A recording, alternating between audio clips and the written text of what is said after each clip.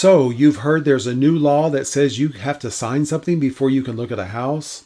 Let me clear that up real quick. It's not a new law, and it's not a scam, and it's definitely not something to ignore. What it is the result of a big national lawsuit that's changed how we do real estate. But here's the kicker. Some agents are still acting like business as usual. Let's talk about what buyer-broker agreements actually are, why they matter, and why transparency isn't just a buzzword. It's how I do business. A buyer-broker service agreement, what we call it here in Oklahoma, is basically the define the relationship talk, but for real estate. It spells out how your agent works for you, what we'll actually do for you, and how we're getting paid. It protects both of us, but more importantly, it makes things official. No guessing, no games, no vague promises, no we'll figure it out later energy. Just clarity. And clarity, that's where I've always operated, even before these agreements became required. This just formalizes what good agents were already doing. These agreements are in the spotlight right now because of last year's NAR class action lawsuit settlement. Starting August 17, 2024, agents were required to have a signed agreement in place before showing a buyer any homes. It's all about creating transparency. No surprises about who's representing you or how they're getting paid. And listen, anything that brings more clarity to the table, I'm in.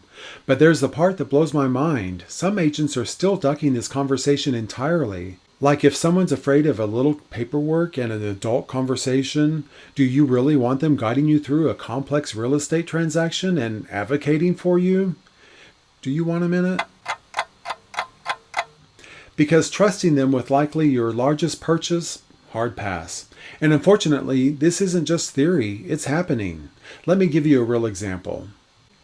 I'm working with a great Shawnee family who's planning to move to another market. We're prepping to list their current home, and during our initial seller consultation, I brought up buyer-broker agreements because at this point, that's just standard practice. I assumed their agent in the other city had already covered it. Nope, not a word.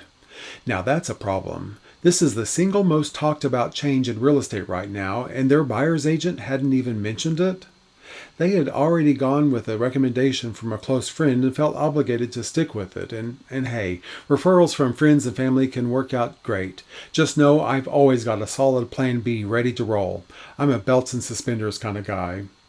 The problem is, without a signed agreement in place, that person wasn't technically their agent. No agreement means no representation, no obligation to put the client's interests first, and no guarantee they'll be compensated for all that help. So not only is the client unprotected, but the agent's flying blind too. Now let's bring this home, literally, to Oklahoma. We don't follow traditional agency law like a lot of other states. We're governed by the Oklahoma Broker Relationships Act. It requires agents to treat all parties with honesty, reasonable care, fairness, and confidentiality, even without a signed agreement. And actually, our confidentiality standard is stronger than what you'll find in some agency states. But this, and this is a big but.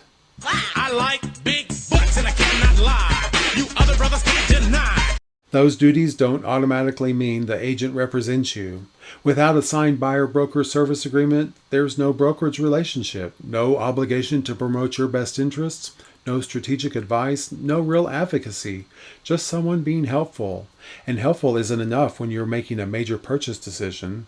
If someone can have that professional conversation about expectations and compensation, how are they going to guide you through one of the most important transactions of your life?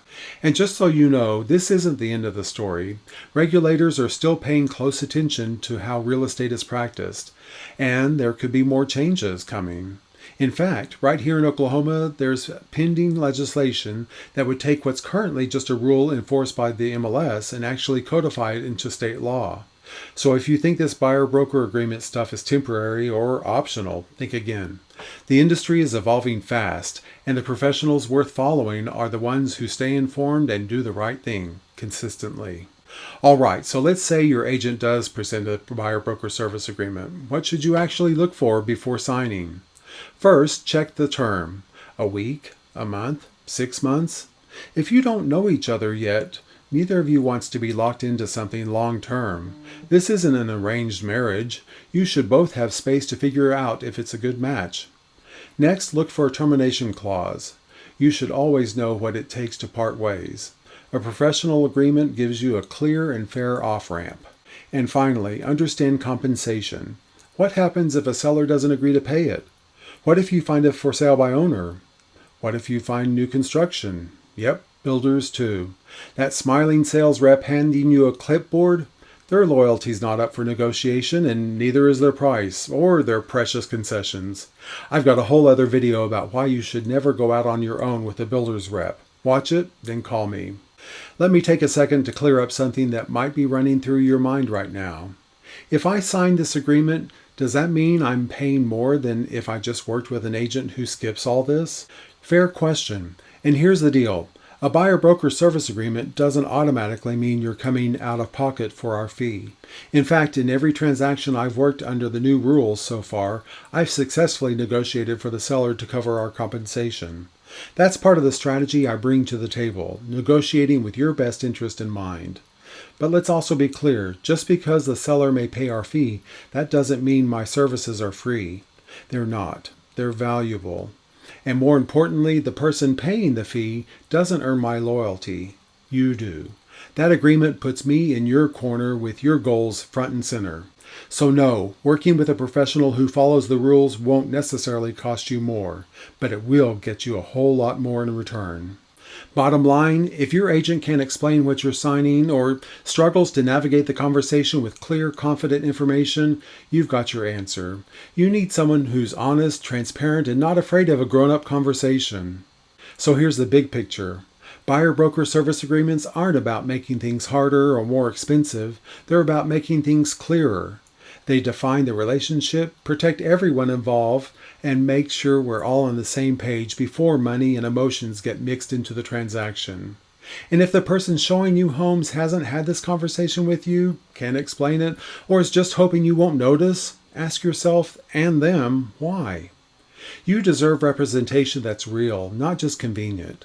Someone who understands the law, respects your goals, and will go to bat for you at every step of the way. Not sure what one of these agreements looks like? I'll walk you through it, line by line. Zero pressure.